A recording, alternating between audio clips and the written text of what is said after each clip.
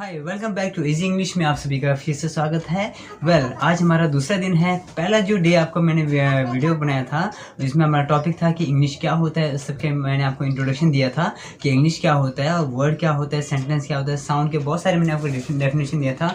I hope कि वो topic आपको अच्छी तरह से समझ आ गया होगा। तो आज का जो टॉपिक है बहुत ही इंटरेस्टिंग टॉपिक है, तो आपने वीडियो पर बने रहना है, पहली बात। तो दूसरी बात यह है कि लाइक, कमेंट, शेयर और सब्सक्राइब करना तो बिल्कुल नहीं भूलना है, क्योंकि ये कॉन्सेप्ट बहुत ही यूनिक है कि ये किसी भी बुक में आपको नहीं मिलेगा। तो मेरे कॉन्सेप्ट को आप फॉलो कीजिए क्योंकि ये बहुत ही इंपॉर्टेंट रहेगा, ठीक है। आज का जो टॉपिक है वो है हमारा सेंटेंस का स्ट्रक्चर, यानी जब हम सेंटेंस बनाते हैं तो उसका स्ट्रक्चर क्या है। बिना स्ट्रक्चर के हम सेंटेंस कभी भी नहीं बना सकते हैं। तो सेंटेंस बनाने के लिए हमें क्या चाहिए, पहले सेंटेंस का स्ट्रक्चर होना बहुत ज़रूरी है। तो सेंटेंस स्ट्रक्चर कैसे बनाते हैं आप मेरे वीडियो में देख रहिए। और आपको बताना चाहूँगा कि हमारे एडमिशन्स ओपन हो चुके हैं। आप जल्दी चंडीगढ़ आ जाइए, ज़्यादा दूर नहीं है चंडीगढ़, आप चंडीगढ़ आइए, हमारे इंस्टीट्यूट को विजिट कीजिए। Charitable computer training institute eight sector 44C Chandigarh near चैतन्य हॉस्पिटल। तो आप जल्दी से जल्दी आ सकते हैं। अभी ज़्यादा फीस भी नहीं है, बहुत ही कम दाम में आपको इंग्लिश स्पीकिंग सिखाया जाएगा, तो जल्दी आप आ सकते हैं। ओके गाइस, तो आज का जो टॉपिक है वो है सेंटेंस स्ट्रक्चर। तो मैं आपको पहले स्ट्रक्चर बनाता हूँ। स्ट्रक्चर, जब भी हम स्ट्रक्चर बनाते हैं, देखिए ये हमारा सेंटेंस का स्ट्रक्चर है। इसको हमें ध्यान से देखना है क्योंकि सेंटेंस स्ट्रक्चर अगर जिसको समझ आ गया तो समझ लो उसको सेंटेंस बनाना बिल्कुल इजी हो जाएगा, ठीक है। सेंटेंस स्ट्रक्चर में देखिए हम क्या करते हैं, सबसे पहले हम उसी का नाम लिखते हैं। सबसे पहले हम उसी को लिखेंगे जिसके बारे में हम बात करते हैं, या फिर हम बोल सकते हैं कि जो एक्शन करता है उसका पोजीशन हमेशा पहले स्थान पे ही किया जाता है।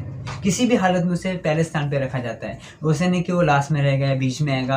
यानी कि जिसके बारे में हम बात करते हैं या फिर कोई एक्शन करते हैं तो उसका स्थान, उसका जो प्लेस है वो हमेशा फर्स्ट प्लेस पोजीशन में होता है, यानी जिसे हम कहते हैं सब्जेक्ट कहते हैं। सब्जेक्ट कहते हैं, ठीक है। यानी कि सब्जेक्ट क्या होता है, जो एक्शन करने वाला होता है। यानी कि सब्जेक्ट क्या होता है, जो काम करने वाला होता है या फिर जिसके बारे में हम बात करते हैं। जैसे मैंने कहा कि राम स्कूल जा रहा है, जैसे मैंने यहाँ पे लिखा, देखिए Ram is going to school, यानी कि राम स्कूल जा रहा है। अगर मैंने यहाँ पर राम को हाइड कर दिया तो किसके बारे में बात हो रहा है, इज गोइंग टू स्कूल, कौन जा रहा है स्कूल, नहीं पता।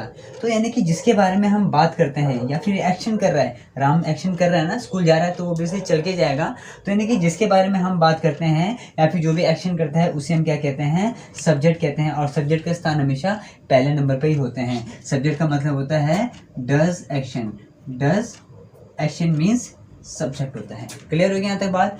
उसके बाद क्या आता है, उसके बाद हमें बताता है कि एक्शन, राम क्या कर रहा है, जा रहा है। राम क्या कर रहा है, जा रहा है, मतलब कि राम एक एक्शन कर रहा है। एक्शन को हम कहते हैं इंग्लिश में वर्ब कहते हैं। वर्ब का मतलब होता है एक्शन होता है। क्लियर हो गया। वर्ब का मतलब क्या होगा, एक्शन होता है।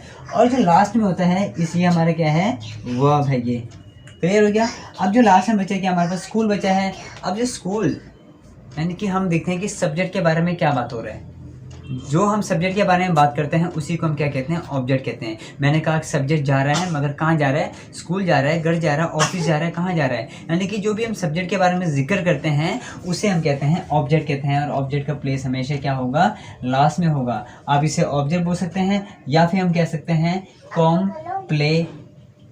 स्पेलिंग ध्यान रखना है, कॉम्प्लीमेंट नहीं होता है, कॉम्प्लीमेंट है। एक होता है कॉम्प्लीमेंट जिसमें हम तारीफ करते हैं, वो हमारा कॉम्प्लीमेंट होता है, और ये हमारा है कॉम्प्लीमेंट, ठीक है ना। ऑब्जेक्ट एंड कॉम्प्लीमेंट भी हम बोल सकते हैं। क्लियर हो गया। तो ऑब्जेक्ट का मतलब क्या होता है, इसका डेफिनेशन क्या होगा, इसको हम डिफाइन कर सकते हैं, रिसीव एक्शन, ठीक है। मैं जल्दी इसलिए पढ़ा रहा हूँ ताकि आप मेरे बात को ध्यान से सुने, जल्दी सुने, और आप भी थोड़ा फास्ट हो जाए ताकि आप फटाफट लिखेंगे कॉपी में, ठीक है। कॉपी पेन लेके बैठना है, ऐसा नहीं बैठना है। जब भी मेरे क्लास होता है तो कॉपी पेन लेकर ही बैठे, क्योंकि कॉन्सेप्ट जो है बहुत ही यूनिक होने वाला है, तो आप सभी को बहुत ज़्यादा काम आने वाला है, ठीक है। तो हमने जिक्र किया कि सब्जेक्ट क्या होता है और ऑब्जेक्ट क्या होता है। अब हम बात करते हैं कि वर्ब, ठीक है। अब ये हमारा वर्ब है। अब इसमें कंफ्यूज है कि ये हमारा कौन सा वर्ब है, ये क्या वर्ब है। अब दोनों वर्ब है कि नहीं है, ये हम कंफ्यूज है। अगर ये दोनों वर्ब है तो ऐसा तो नहीं हो सकता कि दोनों एक ही वर्ब होगा। वर्ब के भी टाइप्स होते हैं ना, तो हम इसे बोल सकते हैं कि वर्ब की जो है दो टाइप्स होता है। एक होता है हेल्पिंग वर्ब और दूसरा होता है मेन वर्ब। हेल्पिंग वर्ब और मेन वर्ब। हेल्पिंग वर्ब को हम शॉर्ट में लिखते हैं HV, मेन वर्ब को लिखते हैं हम MV। MV का मतलब होता है मेन वर्ब और HV का मतलब होता है हेल्पिंग वर्ब। मैं पहले इसे इरेज कर देता हूँ। अब देखिए मैं आपको समझाता हूँ कि यहाँ पे हेल्पिंग वर्ब क्या होता है।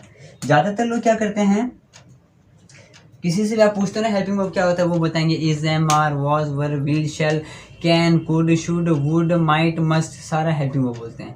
जबकि इतने सारे हेल्पिंग वर्ब है ही नहीं, है ही नहीं ना हेल्पिंग वर्ब इतने सारे, क्योंकि आपको कॉन्सेप्ट नहीं पता है। कॉन्सेप्ट को पहले समझो, कॉन्सेप्ट को देखो कि एक्चुअल में है क्या है कॉन्सेप्ट। कॉन्सेप्ट को समझना बहुत ज़रूरी है। कॉन्सेप्ट के बिना इंग्लिश कभी समझ नहीं आएगा आप सभी को। ओके, तो हेल्पिंग वर्ब क्या होता है, देखिए हेल्पिंग वर्ब में होता है हमारे पास is, am, are, was, were, will, shall, has, have and had। यही हमारा हेल्पिंग वर्ब है। इसके बिना कोई भी हेल्पिंग वर्ब नहीं है। क्लियर हो गया? इसके बिना कोई भी हमारा हेल्पिंग वर्ब नहीं है। कई लोग क्या करते हैं, can, could, should, would, might, must, सारे मॉडल्स को भी इसमें ऐड करते हैं। मॉडल्स हमारे हेल्पिंग वर्ब नहीं है सर, वो मॉडल्स है। मॉडल्स का मतलब होता है वो मॉडल्स कभी भी टेंस को नहीं दिखाता है, मॉडल सिर्फ सेंस को बताता है। तो जब मॉडल्स हम पढ़ेंगे तो उसमें आपको बहुत अच्छे तरीके से आपको मैं समझाऊंगा कि एक्चुअली मॉडल क्या होता है, मॉडल्स क्या होता है। ठीक है ना, मॉडल और मॉडल्स में क्या डिफरेंस होता है वो सब मैं आपको अच्छे से समझाऊंगा। बट अभी हमने ध्यान देना है कि सेंटेंस का स्ट्रक्चर कैसे बनाया जाता है।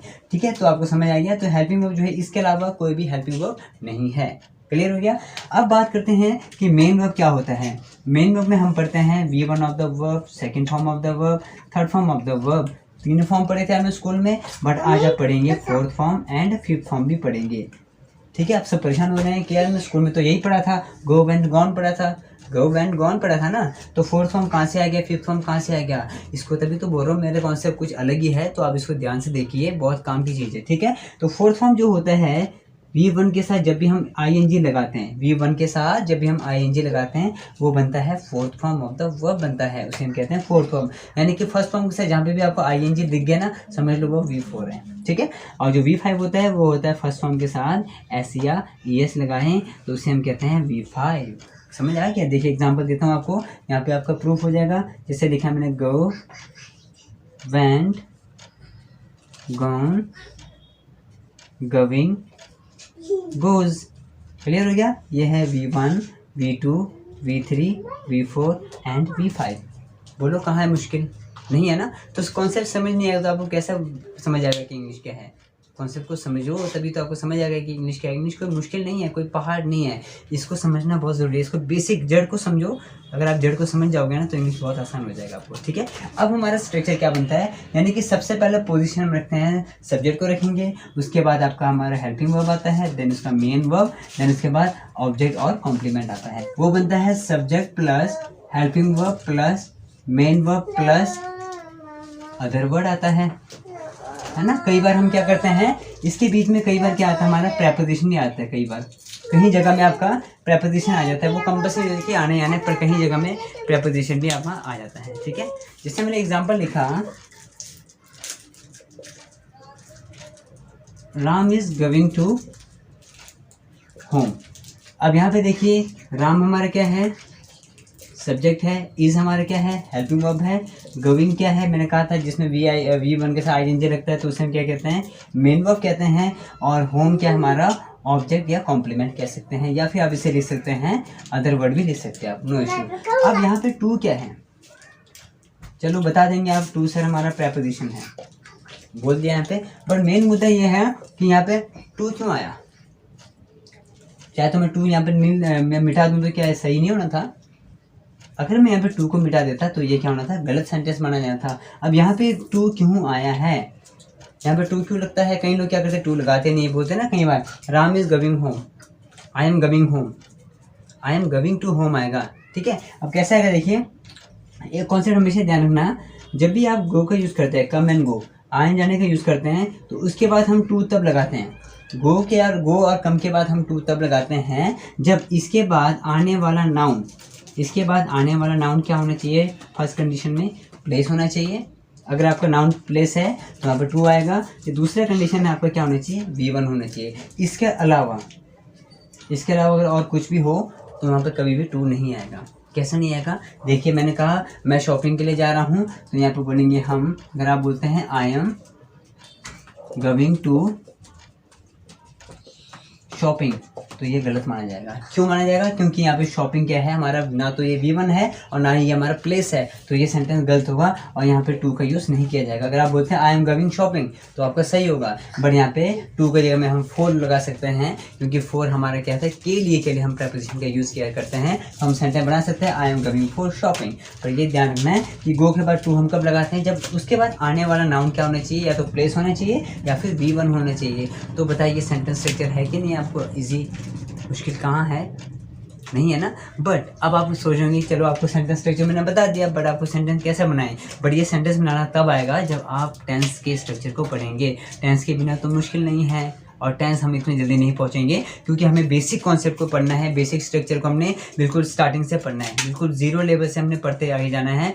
मैं शॉर्टकट आपको टेंस में नहीं पहुंचाऊंगा, क्योंकि ये हमारा सेंटेंस स्ट्रक्चर हमारा तैयार हो गया है। तो हम नेक्स्ट वीडियो में आपको बहुत ही इंटरेस्टिंग टॉपिक लेके आऊँगा, जो कि ऑर्नामेंट्स ऑफ इंग्लिश ग्रामर है, यानी कि इंग्लिश ग्रामर का एक आभूषण है, जिसे हम कहते हैं parts of speech. Parts of speech के बिना इंग्लिश कभी भी कंप्लीट नहीं हो सकता, और जिसको पार्ट ऑफ स्पीच आता है तो वो कुछ भी कर सकता है। पार्ट ऑफ स्पीच से आप SSC की तैयारी की पेपर क्लियर कर सकते हैं, बैंकिंग की तैयारी दे सकते हैं, CGL की तैयारी कर सकते हैं।